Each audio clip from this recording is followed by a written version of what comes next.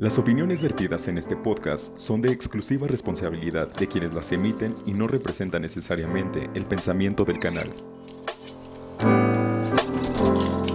Pues primero que nada, Gillo, nuevamente el gusto de dar continuidad a este diálogo que iniciamos ya hace varios meses. Y hoy traigo este libro de Yasunari Kawabata que se llama Dientes de León. Este es un escritor japonés que es poco conocida su obra. De hecho, esta es la primera traducción al español, Sí. editada por Seix Barral. Y nos anuncia aquí que próximamente saldrán otras obras. Este, este escritor nació a finales del siglo XIX y falleció en 1972. En 1968 recibió el Premio Nobel de Literatura y además pues fue un amigo y digamos una especie de tutor de Yukio Mishima, otro gran autor japonés. También premio Nobel. No tengo bien el dato faltaría confirmarlo, pero bueno, démoslo por cierto, el dato te lo confirmo en nuestro próximo. De Confesiones de una máscara. Exactamente. Una belleza. Y Yasunari Kawabata no nos deja menos emociones en este texto que es extraordinario. Dientes de León parte de un diálogo entre un hombre y una mujer que acaban de ir a dejar a una mujer a un manicomio. Ella es la hija de la otra mujer, la que va caminando, y el hombre es su novio o su prometido. Y la van a dejar a ese manicomio porque tienen lo que le diagnosticaron los médicos, la ceguera del cuerpo. Y entonces después de que la dejan y van caminando rumbo al pueblo, porque el manicomio se encuentra en un lugar apartado, en un pueblo, en una comunidad en la que además, pues después de que llegan a la estación del tren, tienen que pues caminar un buen tramo, después de que dejan a la hija y la novia, respectivamente, tienen que regresarse. Y en ese camino de regreso van desarrollando un diálogo impresionante. Todos estos sentimientos encontrados sobre si fue adecuado o no dejar a esta mujer en el manicomio. Y me parece que en este diálogo podemos encontrar la culpa, los recuerdos, la familia, la pareja, los remordimientos, la figura paterna, las percepciones, la amargura, la frustración, pero también la voluntad. Es decir, ¿qué pensarías tú si acompañas a la mamá de tu pareja a dejarla en un manicomio? ¿Qué sentimientos, qué reflexiones irías teniendo? Y esto es lo que en este trabajo o en este texto Kawabata nos va desarrollando, ¿no? Y nos muestra todos estos pensamientos que nos pueden ir asaltando. ¿Fue lo correcto? ¿No fue lo correcto? ¿Podríamos habernos quedado a cuidarla o no? Se acabó la vida. Exactamente. Y el novio se queda pensando, porque además les dicen que los internos de este manicomio van a tocar las campanas. ¿Qué Tienen significa? una campana. Pues van y tocan una campana. Tienen una campana y van y la tocan. Y entonces van caminando y escuchan las campanadas. Y el novio dice, es ella, es ella, y es ella porque no fue tan fuerte el sonido, porque si hubiera sido otra persona hubiera tenido hubiera tenido fuerza, o quizá no lo hubiera hecho tan fuerte, pero ese sonido seguramente fue ella. Me parece que la imagen de por quién doblan las campanas, imaginando esta escena que estás describiendo, se acomoda muy bien, ¿no? Te vas retirando del manicomio, sabes que tocan las campanas, los internos, y escuchas cómo están teñiendo las campanas y tú te preguntas por quién doblan las campanas. Y ¿no? aquí, pero aquí no hay duda. Él está convencido que es ella y que está bien y que está consciente. Y que está bien, esa es la clave, ¿no? Sí, pero también le asalta qué va a pasar después. Y dice una descripción que la subrayé, dice el autor, dándole voz a la mamá de la chica que acaba de ser internada. Dice, los manicomios son el fondo de un pantano sobre el que se deposita, hierve el veneno que expulsan los corazones de las personas. Todo ese veneno terminará por erosionarlo. Y si los locos se alteran y dañan a la preciosa Hineko, se cuestiona el novio. Y ella le contesta, ¿qué está usted diciendo?, dijo la madre cortante, y en el hospital hay orden y hay rejas. Ese enamorado que acaba de dejar a su amada y que no sabe qué hacer, si regresarse o esperar a que la curen de la ceguera del cuerpo. O sea, entiendo que a la locura se le llama la ceguera del cuerpo. Es una enfermedad en donde ella deja de ver una parte del cuerpo de otra persona. De otra persona. Y a lo largo del texto vamos a encontrar en dónde se detona esa enfermedad. Deja de ver el cuerpo de otra persona. De la otra persona. Ese tipo de enfermedades rarísimas, ¿no? Claro, dejaría de ver tu cara, las manos. Que dices, no es posible que esa enfermedad existe. Sí, existe. Es una cosa muy rara. Bueno, aquí seguramente la imagina, pero es digamos... es una es digamos, okay. literario, ¿no? Digo, o no sabemos si es una licencia, ¿no? poética, es preciosa, pero te lo pregunto porque me acordé del... El ensayo sobre la ceguera. No, me acordé de Oliver Sacks, el hombre que confundió a su mujer con un sombrero, que lo analizan durante días, no tiene nada el señor, si usted no tiene nada, bueno, pues me retiro, y cuando se retira se intenta poner a su esposa, que está a su lado, se la intenta colocar en la cabeza. Algo así, sí, Oliver Sacks, neurólogo, claro, pero es esa enfermedad a la que aqueja a ella y por eso la deciden internar. Y uno de los argumentos que le da la suegra es que imagínese, si usted se casa y tienen un hijo, lo podrá matar, porque no lo habrá visto. Porque no lo ve. Entonces empieza y le dice ella que él le dice, no, pero se podrá curar, a mí no me va a hacer daño. Y la mamá le va desarrollando todos los argumentos. Y ahí va surgiendo una historia del padre de esta chica. Y es una historia muy triste. La chica se llama Hineko y el papá se llama Kisaki. Entonces Kisaki era un oficial del ejército japonés. Hineko y Kisaki. Y van, él es afectado por la derrota del imperio japonés en la Segunda Guerra Mundial. Entonces lo que encontramos también aquí en este texto es ese impacto en la sociedad japonesa de la posguerra y cómo él, después de ser un hombre atlético, dedicado al deporte, termina lisiado porque pierde una pierna. Pero es un gran jinete y que se dedica a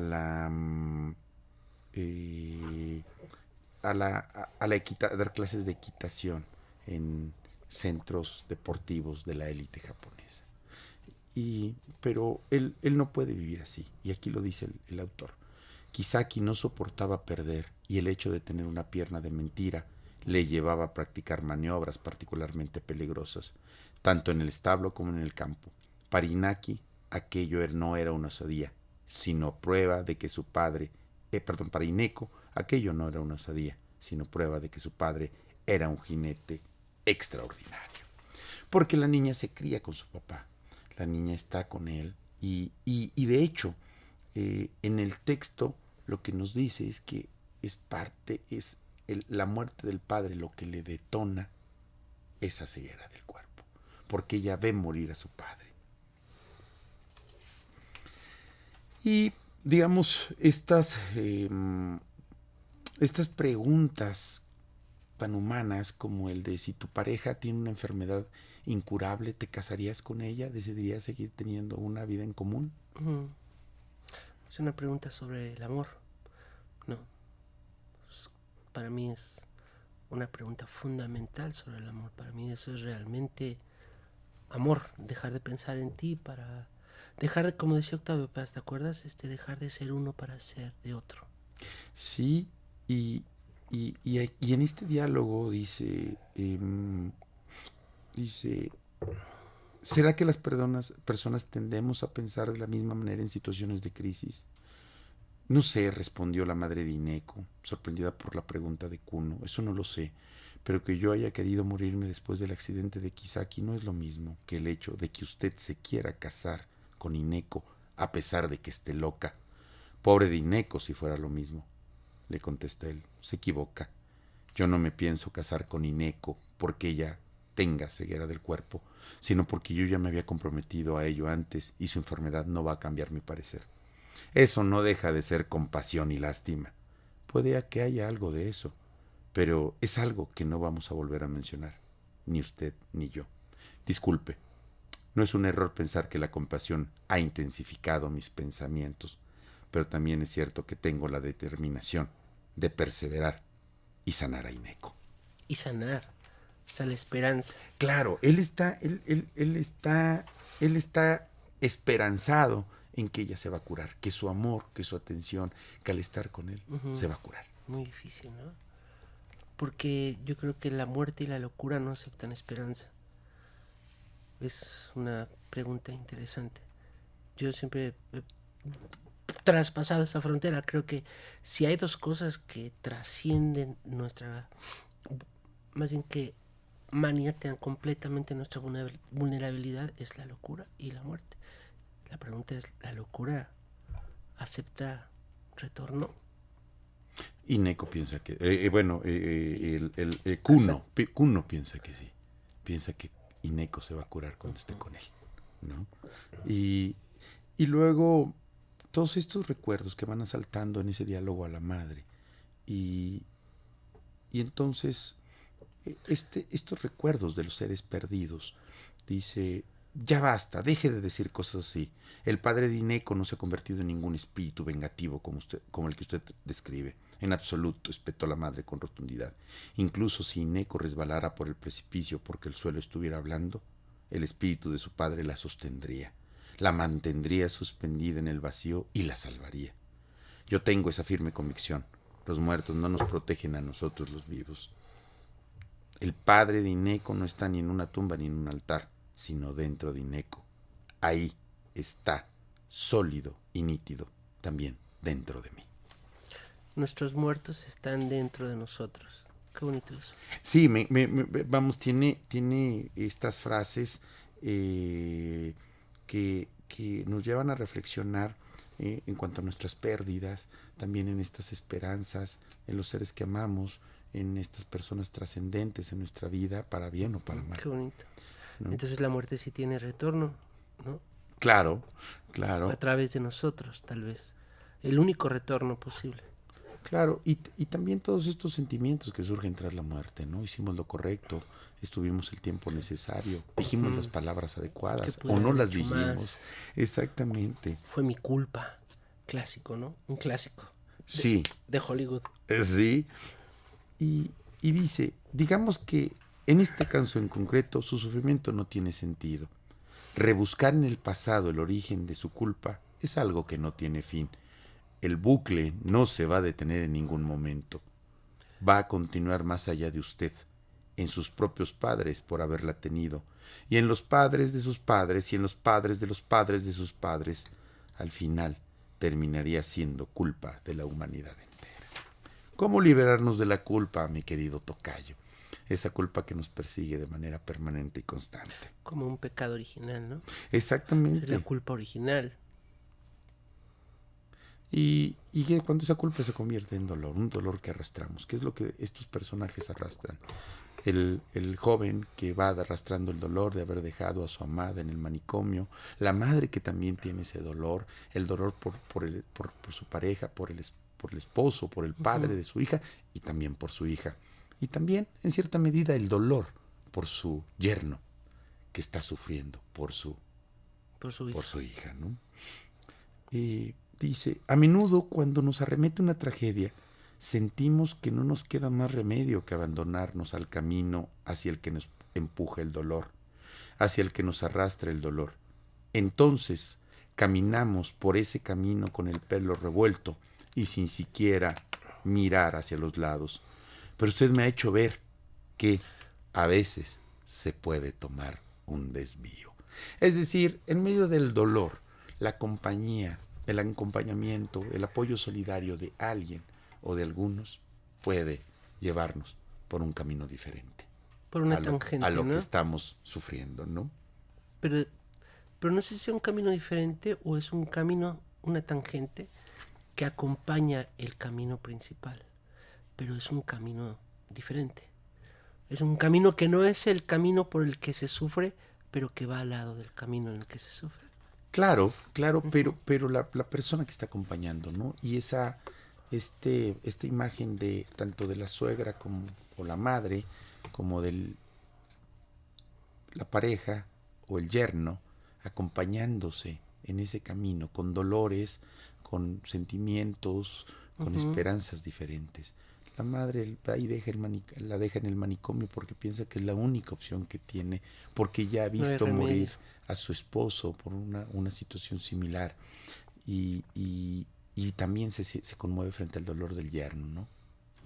Y dice, pero el ser humano es un animal que se encuentra formas artificiales de defenderse. Es un animal que se reafirma. Ningún otro animal tiene esa capacidad porque no ha desarrollado el lenguaje, aunque quizá los animales no sean más que una sucesión de reafirmaciones, pero lo hacen por instinto, sin estar dotados de un lenguaje capaz de justificarlos. Es decir, lo que nos acompaña en estos procesos de dolor, de culpa, de sentimientos, de gozo, no son esos sentimientos, sino es el lenguaje con los que lo expresamos y lo interpretamos y lo compartimos y lo significamos. Qué interesante. En la filosofía siempre se ha planteado esta disyuntiva de que nuestra diferencia con los animales es que nosotros sí tenemos conciencia de la muerte o de la vida. Sabemos que vamos a morir. ¿Por qué somos diferentes al león? Porque sabemos que vamos a morir. Es un poco lo que planteas ahí, ¿no? Claro, pero aquí lo que nos dice es el lenguaje. Es decir, es el lenguaje que reafirma toda esta condición, porque puede ser que un perro esté consciente que va a morir.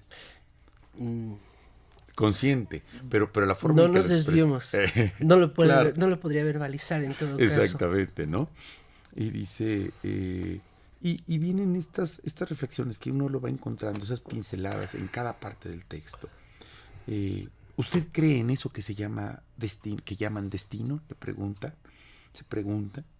Crea o no, hay momentos en los que parece evidente que algo ha sido obra del destino. Sé que solo una persona ordinaria, con un corazón superficial, es capaz de no tomarse nunca en serio el destino, hasta que un buen día se topa con un hecho de suma importancia y se pregunta si, después de todo, existirá tal cosa. Pero lo que es cierto es que si Neko no se hubiera desmayado, quizá estaría ahora entre nosotros. Y estas pinceladas, sobre todo me gustó mucho esta definición o estos elementos que nos acercan a la tristeza. Dice, ocurre que cuando alguien fallece, la tristeza y el duelo no son más que una máscara que ocultan la culpa y los remordimientos que tienen los familiares y allegados con respecto a la muerte de esa persona. Los humanos no tenemos ningún poder sobre la muerte, sea esta natural o accidental. Es inexorable. Así es. Y en el texto todo van tejiéndose esas relaciones entre el padre, la madre, la hija, cómo también se relacionan tanto el hombre con la mujer, los padres, la pareja. Y fíjate, retomando esta idea del lenguaje, y lo plantea el autor, el lenguaje, dice, no hay palabra que tenga la fuerza que penetre tan hondo en el corazón.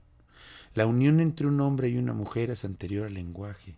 El lenguaje vino después y evolucionó hacia algo cada vez más sutil y sofisticado.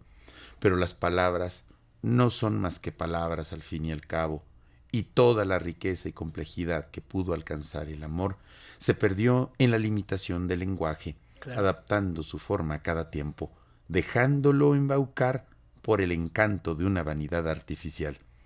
Las palabras de amor son meros estimulantes. Quizás sea demasiado decir que son casi como una droga, pero en ningún caso fue la energía de la vida la que llevó al ser humano a inventarlas, por lo que tampoco puede de ellas nacer el aliento vital. Qué belleza. Derrida, el filósofo, dice todo es lenguaje, todo es palabra, y sin embargo se le reconoce que las palabras nos limitan. ¿Cómo expresas realmente lo que amas a una persona? No puedes. Pero la única manera que tienes de expresarlo es a través del lenguaje. Sí, y esta última frase que me encantó, ¿no? Donde dice, fueron antes, las palabras fueron después del amor, por lo tanto no pueden nacer de esa energía vital, ¿no? Y luego viene esta reflexión sobre el amor. Le dice, quizá haya estado tan perdido en el amor que no he logrado entenderlo bien, pero esas campanadas están desinflando mi corazón y arrastrándolo hacia una oscuridad sin fondo. ¿Quién las estará dando? ¿Será algún loco poseído por el mal o acaso un noble redentor? Déjeme escucharlas en silencio. Quisiera saber cuántas veces van a sonar. Escuche usted también. La escucha. Escucharnos. Escuchar al otro, a la otra o a uno mismo. Quizá amar sea aprender a caminar por este mundo, decía Octavio Paz. Y escuchar también un poco, ¿no crees, Yello? Sí, creo que para llegar a ese culmen que es el amor, seguramente una de las fases por la que pasas es escuchar, como otras. Me acordé también de, perdón que haga tantas referencias, adelante. pero me acordé de una película muy bonita que se llama, rumana, que se llama una pareja que se conoce ya avanzada edad. Él le dice a ella, para declararle su amor, le dice, amo cómo caminas. Y ahí le dice todo. A pesar de que nunca habían hablado, a pesar de que nunca habían conocido, ¿sí? Le dice, amo cómo caminas. Y ahí le expresa cómo le entró el amor a ella, ¿no? Caminando. Viéndola, observándola, percibiéndola. O quizá caminando al lado de ella, sin decir nada. Ahorita me acuerdo cómo se llama esa película. Y en el texto, así como retoma el tema del lenguaje, también retoma el tema de la tristeza. Dice, el significado de la palabra tristeza puede ser muy amplio. Se utiliza en distintas circunstancias. Las palabras que expresan sentimientos son siempre así de ambiguas. Pero además, esta es una de las que se emplean con mayor frecuencia y tienen la capacidad de infligir dolor o de invocar a la melancolía en cuanto se pronuncia. Es mejor vivir saboreando las tristezas de este mundo, dijo la madre al cabo de un largo silencio. Me refiero a una tristeza adecuada. La gente que vive sin haber nunca experimentado siquiera esa cantidad adecuada de tristeza. ¿Qué pasa con esa gente?, intervino Ineco al ver que su madre titubeaba. ¿Adecuada? ¿Quieres una cantidad moderada? ¿Qué es una tristeza adecuada? La que tenemos tú y yo.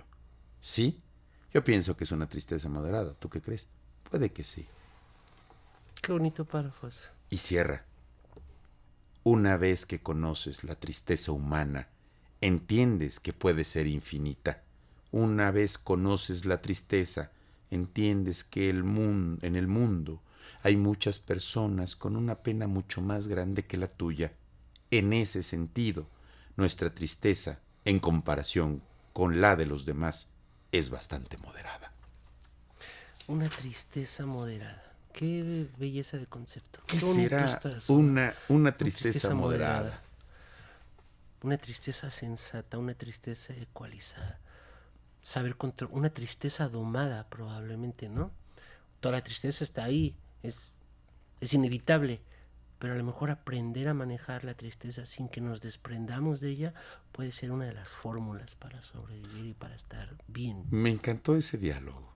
Sí, está muy bonito, muy bonito. Y claro, bueno, La belleza de la tristeza, me quedé clavado con eso. no, O sea, es que está... la tristeza hay... Si la sabes reconocer, si sabes acompañarte de ella y saborearla, porque me parece que dice, Sí, le dice, si ¿y sabes cuál es? saborear la tristeza, Y le es di- posible, yo creo que es posible, ¿no? Y cuando le dice, bueno, ¿y cuál es? O sea, como la que tenemos usted y yo. Claro, es una tristeza moderada porque no ha muerto, está ahí, saben que está ahí, están reflexionando si regresan o no. Y bueno, el escritor es producto de su tiempo. Y aquí hay una frase que creo que no cabe ya en este momento, pero que habrá que citarla y más bien decir, sí es posible. Conocer a otra persona es eso. Esos son los límites. Es un conocimiento que solo se adquiere en el amor entre un hombre y una mujer. Imposible entre hombres o entre mujeres. Me permitiría corregir al autor. Sí es posible conocer el amor en otro hombre y una mujer. ¿De qué año estamos hablando? En la década de los 60 de Japón, ¿no? Éramos, digamos, todavía una sociedad muy jerarquizada. Un resbalón ahí moral. Claro, bueno, pero además es producto de su tiempo y de hecho sí lo advierte quien hace la introducción. Bueno, pero Yukio Mishima fue antes y... No, bueno, fue su tutor. Exacto. Es decir, pero bueno, de todos modos son de esas cosas, como diría Oscar Wilde, O sea, el amor que no tiene nombre. ¿Qué hubiera dicho Yukio Mishima al leer ese párrafo? No, bueno, ¿qué le pasa a este? Al maestro. Me salió mal esto. Bueno, pero también Yukio Mishima vivió una sexualidad atormentada en muchos sentidos, ¿no? Claro. Pero bueno, pero está ahí, digo, y justo este párrafo nos lleva a decir, ¿no? Es decir, como al contrastarlo, lo vuelve vigente también este párrafo, ¿no? Decirle al autor, no como enmendarle la plana, sino decirle, no, sí es posible el amor de un hombre con otro hombre y de una mujer con otra mujer. Y luego viene este párrafo también que me parece... nuevamente el concepto de la culpa. Dice, usted conoce todos los hechos que podemos considerar importantes en la vida de Hineko. Además de ese, ¿ella le ha hablado a usted de todos ellos? Es decir, de la muerte de su padre. No es así, aunque usted diga que ella nunca tocó temas del pasado. Si lo dije es porque pienso que, en parte, es culpa mía. Cuando Hineko está conmigo y, bueno, me resulta un poco incómodo decir esto, pero cuando estás tan cerca de mí que casi somos uno y de repente deja de verme, el terror que siente es, créame, despiadado, como soy yo quien lo provoca, me considero el culpable del crimen. Sí, se trata de una enfermedad, pero soy yo quien desencadena los ataques. Al principio no podía evitar pensar que era una manifestación de un odio, de una aversión de ella contra mí. Pero en realidad es todo lo contrario. Ocurre como fruto del amor. Y eso lo hace aún más doloroso. En todo caso, sea lo que sea, yo soy el culpable. Imagínate, él asume la culpa de la tragedia que vive esa mujer. ¿Cómo desprenderse de la culpa de que pensemos que nosotros somos los responsables, que lo que está pasándole al ser amado, a quien queremos, a quien deseamos, es responsabilidad de nosotros? ¿Cómo desprendernos de esa idea? ¿Cómo desprendernos de esa idea? Porque en el fondo, consciente o inconsciente, la tenemos.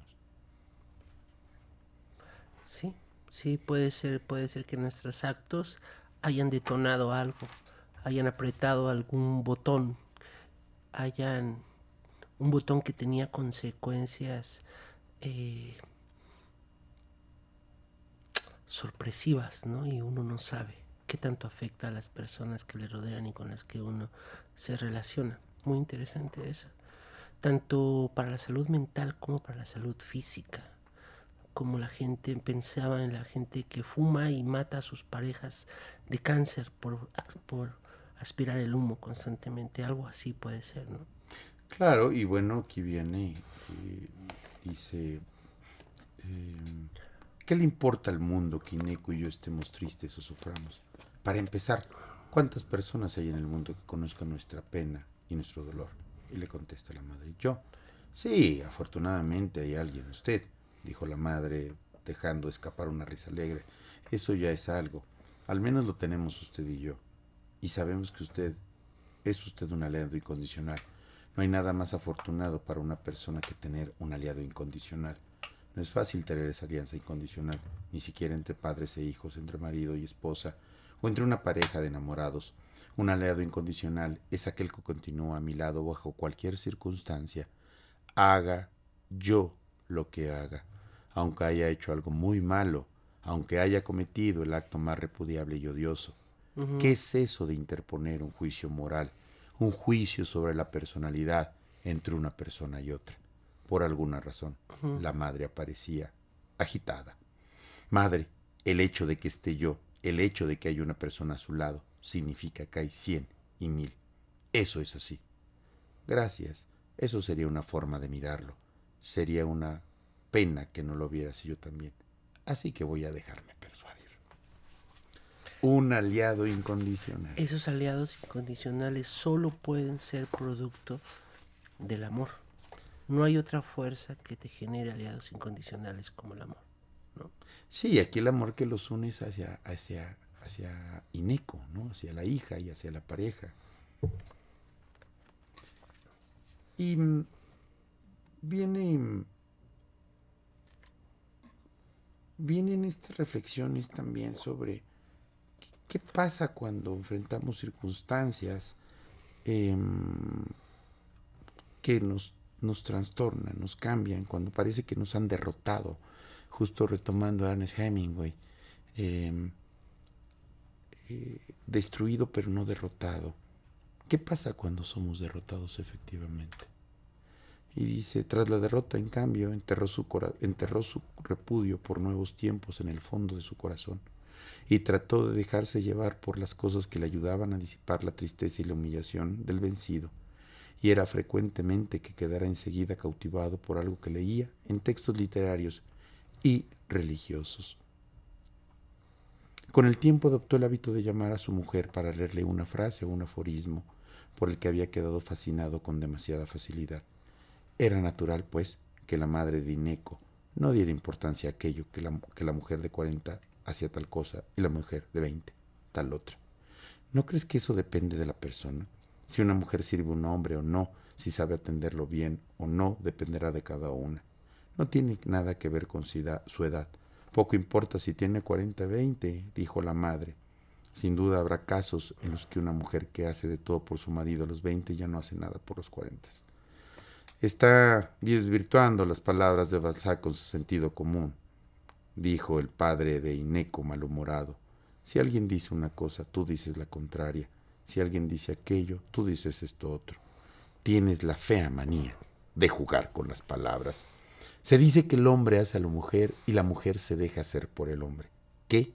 El padre de Ineco respondió sorprendido. Divertida ante su reacción, la madre repitió sus palabras.